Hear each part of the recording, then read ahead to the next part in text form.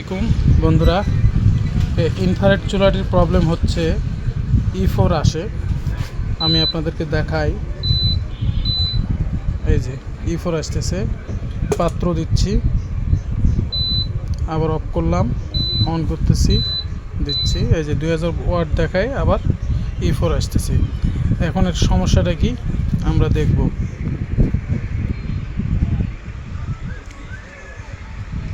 এত পরিমাণে নোংরা ঢুকছে, এই নোংরাগুলো পরিবর্তন করতে হবে, ডাস্টগুলো পরিষ্কার করতে হবে সুন্দরভাবে, এরপরে আমরা কাজ করব।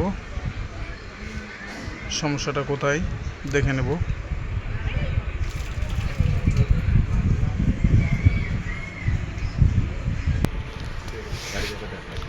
বন্ধুরা, সর্বপ্রথম আমরা এই সেন্সিয়ারটা পরিবর্তন করে দিয়ে দেখব সমাধান আসে কিনা। ভাই আসসালামু আলাইকুম। ভাই আপনি যে এই জিনিসপত্র ঠিক করতে, এখন আমি একটা নতুন সেন্সিয়ার লাগিয়ে দিচ্ছি।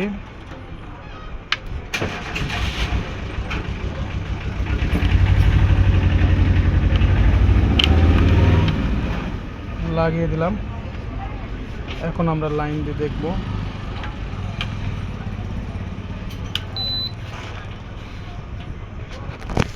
অন করে দেখি,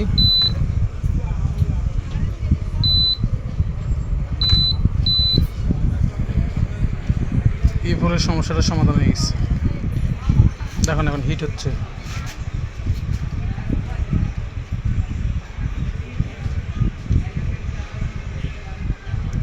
রান এখনো আছে, হিট হচ্ছে, লাল হচ্ছে কয়েল, এই যে